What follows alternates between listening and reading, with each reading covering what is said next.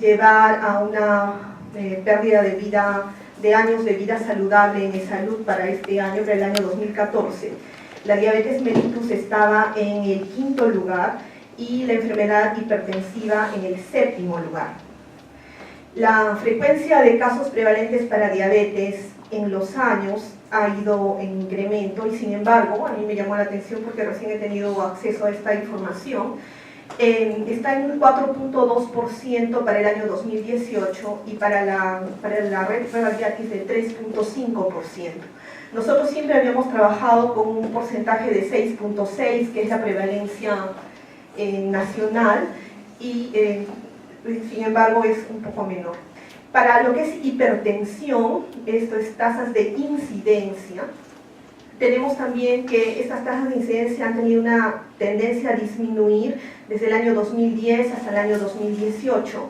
Y para lo que es la red Revaliati atiende al 14.2% de los hipertensos. Lo mismo, nosotros cuando hicimos el cálculo para calcular nuestra población objetivo, habíamos calculado siempre con 23%, que es la prevalencia también nacional de hipertensión promedio. Cuando vemos el número y tasa de incidencia acumulada para pacientes en diálisis de la institución, vemos que nuestra tasa de incidencia ha entrado en una línea, está lineal. Sin embargo, el número de casos incidentes, si lo ponemos en una línea de tendencia, todavía sigue en incremento. Más o menos entran 2.500 pacientes nuevos a diálisis cada año. De salud. Y yo puse los dos mapas. Este es el mapa que ha mostrado el doctor Loza, que es el mapa de vulnerabilidad para enfermedad renal crónica, y lo comparé con este mapa de la distribución geográfica de prevalencia de pacientes en diálisis en salud. Y entonces aquí podemos ver que en la zona de la costa tenemos un mayor número de pacientes en diálisis. Obviamente la mayor cantidad de pacientes en diálisis está concentrado en Lima. Y sin embargo en la zona de la sierra vemos, por ejemplo en Pasco, miren el número, y hay zonas incluso donde no hay, y esto está en relación a que no tenemos servicios de nefrología o de diálisis en esas zonas, y entran en esta zona roja de altamente vulnerables. Es decir, no es que no hay enfermedad renal, es que simplemente no se diagnostica y no se trata. ¿Qué es lo que se ha hecho en la red Revaliati? A partir del año 2011 se definió la creación de una unidad funcional de salud renal, que para ese momento la denominamos UMERC, Unidad de Manejo de la Enfermedad Renal Crónica. Esta unidad ha ido progresando en el tiempo y actualmente tiene 7 nefrólogos asignados. Entonces, siempre que presento esta diapositiva dicen, claro, en el Revaliati les deben sobrar nefrólogos. Y entonces por eso he puesto esta nota aclaratoria aquí. Cada nefrólogo tiene asignado un turno de consultorio por semana para atender pacientes específicos con enfermedad renal crónica. Todo el resto de horas están asignadas a trasplante, hemodiálisis, guardias, y etcétera, el resto de actividades que hace normalmente el nefrólogo. Así que no hay dedicación exclusiva a salud renal. Tenemos una enfermera que brinda 6 turnos por semana, una nutricionista y una psicóloga. Y somos una unidad aérea, siempre lo digo así, porque simplemente trabajamos en la consulta externa. No tenemos otra localización física. La institución salud tiene una normativa, que es una normativa ya de bastante tiempo. Esta normativa se basa especialmente en el Plan Nacional de Salud Renal, que fue planteado para desarrollarse en el quinquenio 2008-2013. Tenía también una guía de práctica clínica que fue desarrollada en el año 2010 y un manual de manejo de enfermedad renal por estadios. Es decir, teníamos todos los instrumentos como para poder manejar y desarrollar un plan de salud renal. Todos estos documentos tienen al final el objetivo de conservar la salud renal, disminuir la incidencia y la mortalidad de enfermedad renal, y esto tiene alcance para todos los establecimientos de salud del país. Por tanto, nosotros, basados en los antecedentes de la diabetes y la hipertensión en incremento, del gran número de pacientes con enfermedad renal en la emergencia, desarrollamos junto con un equipo de mejora continua un plan cuyos objetivos eran 5 para garantizar la detección y el manejo oportuno de enfermedad renal crónica en pacientes de riesgo. Básicamente diabéticos, hipertensos y mayores de 55 años. ¿Por qué? Porque es esta la población que está evaluada de esa manera en la guía de manejo de enfermedad renal crónica, en la guía institucional. Entonces, estos 5 objetivos se lograron de la siguiente manera. Primero, organizamos las prestaciones asistenciales en los niveles de atención según su capacidad resolutiva. ¿Qué se hizo? Se implementó un comité de salud renal en cada uno de los centros asistenciales de la red. Son 22 centros asistenciales de la red Rebagliati, y estos equipos eran multidisciplinarios, incluían un médico, una enfermera, idealmente una nutricionista, no todos los centros tienen nutricionista, e idealmente una psicóloga. Luego, se fortaleció las competencias de estos equipos multidisciplinarios inicialmente y luego de todo el personal de cada uno de los centros asistenciales. Para ello, dividimos la red Rebagliati en 4 microredes, estas microredes en forma territorial básicamente, y asignamos a 2 médicos nefrólogos, no para ir a atender pacientes, sino para ir a capacitar en la normativa, en la guía, a cada uno de estos trabajadores y miembros de los comités, y además los capacitamos en el uso del VISARE, que es un documento que establece la institución para la vigilancia de salud renal. Luego se diseñó un sistema informático, un software, al que denominamos SUMERC, en el cual se puede registrar los datos de los pacientes una vez que se tamizan. El software calcula la tasa de filtración glomerular y el nivel de albuminuria, si es A1, A2 o A3, y le indica al médico evaluador cuál es el estadio e incluso si hay necesidad de referencia o no. Básicamente es una ayuda, y además en este mismo software se puede evaluar los resultados en forma virtual y hacer el seguimiento de los pacientes. Este software realmente es, como vamos a ver posteriormente, ha sido una de las bases o de los pilares fundamentales que nos ha servido para tener la información y los datos que tenemos actualmente. Lo otro es que se determinó un flujo de atención de los procedimientos de laboratorio. Inicialmente fijamos solo 4 laboratorios en la red donde se harían las 2 pruebas de tamizaje, que tenían que ser la creatinina sérica y la relación albúmina-creatinina en orina. En el tiempo, actualmente ya hay 12 laboratorios de los 22 centros que hacen las pruebas. Para esto, un patólogo clínico se encargó de que hubiera un control de calidad correcto de las pruebas para que todas las pruebas pudieran ser similares en cada uno de los centros donde se realizaban. No se enviaba a los pacientes a realizarse la prueba en otro centro, sino se enviaban las muestras. El paciente va a su centro de atención, se toma sus muestras, las muestras son enviadas al laboratorio donde se realizan, y en su siguiente control el paciente tiene sus resultados. El médico puede ver los resultados online en el software. Entonces, al final lo que logramos fue estandarizar los criterios de manejo de casos. Lo que se hacía era primero captar al paciente. La captación se hace en los centros de atención primaria, con los médicos de atención primaria, que pueden ser médicos de familia, médicos generales, etc. El siguiente paso es el tamizaje con las 2 pruebas que ya están estandarizadas. El cuarto paso es el estadiaje. El médico tiene que definir si el paciente tiene enfermedad renal y en qué estadio está. Y finalmente el manejo.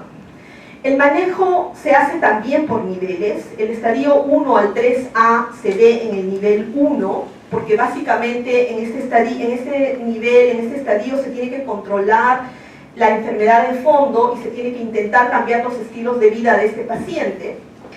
El estadio 3B, en nuestro caso, definimos que debía pasar al nivel 2, que es Angamos, y esto es porque en Angamos teníamos un nefrólogo. Y el estadio 4 y 5 pasa a Revalidati. En conclusión, lo que hemos creado es una red funcional renal.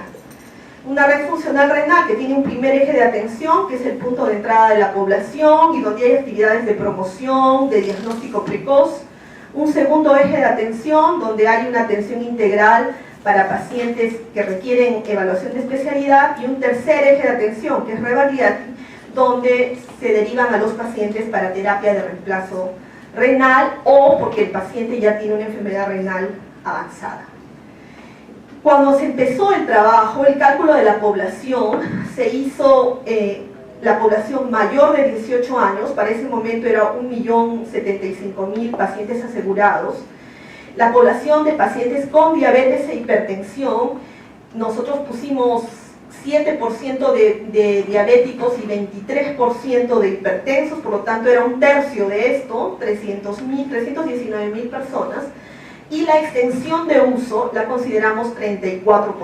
Es decir, no todas las personas, por más que sean diabéticas e hipertensas y tengan el seguro, hacen uso del seguro.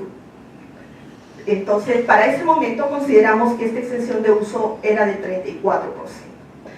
Entonces, si tuviéramos que resumir la estrategia, pues es primero organizar la red funcional, hacer educación a los equipos de salud renal.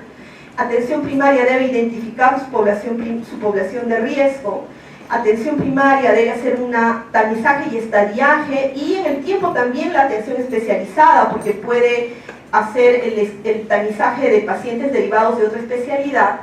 El tratamiento y seguimiento del estadio 1-3A lo hace la primaria y el 3B al 5 la especializada.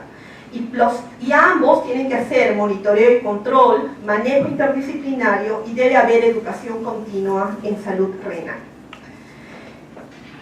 Entonces, basados en esta diapositiva que es el mapa conceptual de la enfermedad renal, nosotros hemos trabajado en 3 ejes. El primer eje, los pacientes que tienen riesgo aumentado. Los pacientes que tienen riesgo aumentado, en ellos hemos hecho la detección temprana. Y lo que hemos logrado es mejorar la eficiencia, pues antes los profesionales derivaban a los pacientes con múltiples criterios. Si el paciente tenía edemas, lo derivaban. Si el paciente tenía espuma en la orina, lo derivaban. Si el paciente tenía una creatinina elevada en un nivel X, lo derivaban.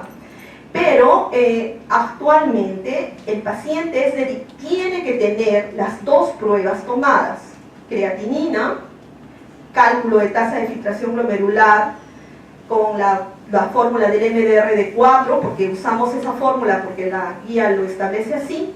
Tiene que tener la relación albúmina-creatinina y tiene que estar estadiado. Solo los 3B5 se derivan. Los 1 al 3A los maneja atención primaria. ¿Qué más? Para poder trabajar en esto tuvimos que hacer el CIE estratificado. O sea, el CIE ya no podíamos seguir usando el N18.0 y el N18.9, que no nos ayudaba.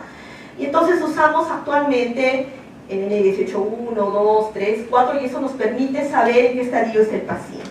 Entonces, como ven, cuando empezamos, casi todos eran RC no especificadas, y actualmente ya no tenemos ese tipo de diagnósticos, y tampoco estos pacientes que decían que tenían insuficiencia renal terminal. Eso ha llevado a que la referencia hacia la unidad de salud renal ha ido disminuyendo, porque ahora solo van los que tienen que ir. O sea, ya no se derivan pacientes para tamizar. El nefrólogo no puede evaluar un paciente para tamizar cuando podría ser tamizado en su centro de atención primaria. Lo otro es que antes teníamos un registro manual de la información que no nos ayudaba porque no nos permitía luego tomar decisiones. y ahora tenemos nuestro registro digital. ¿Qué es lo que hemos logrado entonces? Hasta el momento hemos logrado un alcance de meta de casi 67% del total de población. Como ven, nuestra evolución tampoco ha sido uniforme. O sea, han ido tamizando cada uno de los centros de atención con su problemática cada uno en diferentes porcentajes. Entonces, al momento se han tamizado 80.260 pacientes con diabetes y/o hipertensión. Y lo que hemos encontrado es que el 31% de estos pacientes tienen enfermedad renal. Entonces yo puedo afirmar que de los diabéticos y/o hipertensos asegurados, si yo cojo 10 personas con estas características, 3 van a tener enfermedad renal en algún estadio. De estos 3, como ya sabemos en las evaluaciones de otras poblaciones, generalmente están en los estadios tempranos, el mayor porcentaje. En este caso para nosotros el 25%, 3.5% está en estadio 3B y en estadios finales solo el 2.5%. Nosotros con las bases de datos que se han ido obteniendo hemos hecho algunos trabajos como este, por ejemplo, y hemos encontrado que conforme la persona envejezca, el riesgo va a ir aumentando, y conforme tenga las dos características, obviamente va a tener más riesgo. Entonces, si yo quisiera hacer mucho más enriquecida a mi búsqueda, pues buscaría entre más mayores, y si tienen las dos patologías, se ganaron la tinca. Lo otro es que podemos también saber a qué poblaciones nos vamos a dirigir. Mediante este gráfico de semáforo podemos saber que los pacientes que tienen más albuminuria y están en estadios más avanzados son los que tienen más riesgo de progresión. Y ya los tenemos identificados. Lo siguiente es que hemos trabajado en el siguiente paso, ¿no? Los pacientes que ya tienen daño, los que ya tienen enfermedad renal. Entonces, en los que ya tienen enfermedad renal y van hacia nefrología, estamos hablando de los estadios 3B, 4 y 5, lo que indica la literatura es que tenemos que centrarnos en la optimización del cuidado de la prediálisis, o sea, hacer intervenciones para retrasar la progresión, prevenir complicaciones urémicas, modificar su comorbilidad y en todo caso lograr que ingresen a terapia de sustitución renal en las mejores condiciones. Para eso, otra vez, necesitamos un equipo interdisciplinario. El nefrólogo solo no puede hacer el trabajo y necesito una enfermera, una nutricionista e idealmente una psicóloga.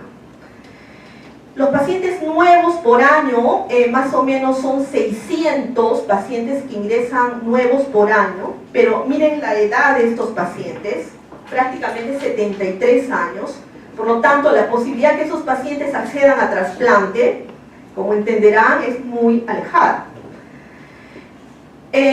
Los estadios general, como ya los tenemos más, digamos, estratificados, básicamente nos llegan los 3B, 4 y 5, pero como ven, ahora tenemos más pacientes en seguimiento que pacientes nuevos.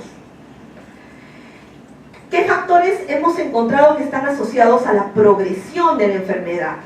Pues si el paciente viene con una proteinuria mayor de 1.5 gramos, su odds ratio ya es de 2.85. Los pacientes que vienen en estadio 3A y tienen proteinuria son los que tienen más riesgo de progresar y obviamente generalmente estos pacientes también suelen tener hipoalbuminemia. Para los pacientes que están dentro del programa, dentro del hospital, estamos hablando de los 3 y 4, la progresión de la enfermedad es del 28%. Entonces, si yo tengo diabéticos e hipertensos, y de esos diabéticos hipertensos de 10, 3 tienen enfermedad renal, si yo los ingreso dentro de un programa de cuidado, solo uno progresa. Los otros 2 puedo lograr que se estabilicen o incluso que regresionen. los que progresan van a perder más o menos 11 mililitros por minuto por año. Los que no progresan pierden solo 1 mililitro por minuto por año, que es lo fisiológico. En lo otro que estamos trabajando es en la evaluación de la efectividad. Solo he puesto este gráfico porque esto todavía no está publicado. Y lo que hemos hecho es dividir a los pacientes en grupos de bajo riesgo y de alto riesgo. En los de bajo riesgo hemos colocado a los que en el semáforo estaban en amarillo y naranja. Y en los de alto riesgo, obviamente, a los rojos. Entonces, la adherencia al programa, la adherencia implica el número de consultas que ese paciente se vea con el nefrólogo, tiene mucha importancia para prevenir la progresión. Los pacientes de bajo riesgo que se adhieren al programa disminuyen su posibilidad de ingresar a diálisis en un 41%. Y esta disminución es mucho más marcada en los varones. Los pacientes de alto riesgo no tienen mayor influencia la adherencia en su ingreso a diálisis, pero disminuye su mortalidad en un 43%. En conclusión, el programa sirve ya sea para evitar que ingreses a diálisis o ya sea para evitar que fallezcas.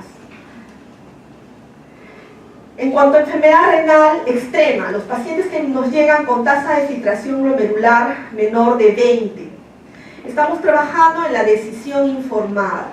El hecho que lleguen y tengamos el tiempo como para poder evaluarlos nos da la posibilidad de darles educación. Esta educación es importante para la mejor aceptación de la enfermedad, para la mejor adaptación, para cumplir mejor el tratamiento y para mejorar el pronóstico. Esa decisión implica que el paciente tiene que conocer sobre su enfermedad y decidir el tipo de terapia o incluso si no quiere recibir terapia de reemplazo. Lo que se hace es charlas con grupos pequeños respecto a diálisis peritoneal y a hemodiálisis, información nutricional mediante talleres y se hace énfasis en la vacunación contra hepatitis B y en el acceso priorizado de estos pacientes a diálisis peritoneal y a la creación de una fístula arteriovenosa. Con eso hemos logrado que el 84% de nuestros pacientes inicien diálisis vacunados contra hepatitis B y que el 54% lo hagan ya con una fístula creada. ¿Qué tenemos entonces hasta el momento? Para nuestra población, la mayor cantidad de pacientes que se hacen tamizaje son básicamente hipertensos, pero tenemos un 13% de pacientes que tienen ambas patologías. De estos pacientes que se tamizan, el 31% tiene enfermedad renal y los estadios tempranos son los estadios más frecuentes. La mortalidad en este tiempo entre que lo diagnosticamos y su ingreso a diálisis es del 10%. 10% de los pacientes fallecen antes de ingresar a diálisis. Y de este grupo de pacientes, solo el 0.5% ha ingresado a diálisis hasta el momento. ¿Qué es lo que estamos buscando? Nuevas estrategias. Estamos trabajando con telemedicina para hacer la capacitación de los equipos de salud renal más alejados, Ayacucho, Ancash, etcétera, que son también hospitales que derivan a Rebagliati. Trabajar con redes sociales mediante capacitación en factores de riesgo, en los grupos específicos en los cuales se tiene que hacer énfasis. Pero para lograr todo esto no es suficiente el trabajo de un nefrólogo, sino de una serie de agentes y de personas que estén trabajando en lo que es enfermedad renal. Todos estos son los equipos de salud renal de la red de cada uno de los centros asistenciales. Luego tenemos el equipo de Angamos, donde tenemos actualmente 2 nefrólogos, y finalmente el equipo de Rebagliati. Eso es lo que quería mostrarles. Muchas gracias.